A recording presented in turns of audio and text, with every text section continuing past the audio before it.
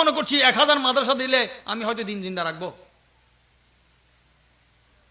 মাদ্রাসার এলম এবং খানকার এলম জরুরত কোথায়?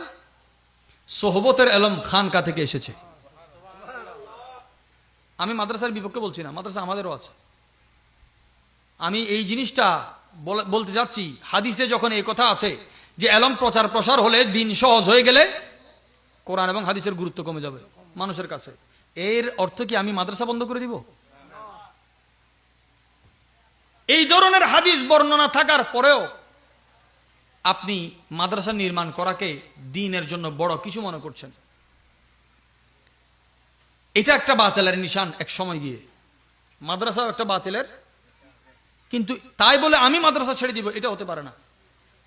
ইয়া আলী বলা, আমি ইয়া আলীকে ছেড়ে দিব না। আমরা নামে আলী কিনি নাই, আমরা দাম আনে আলীকে নিয়েছি।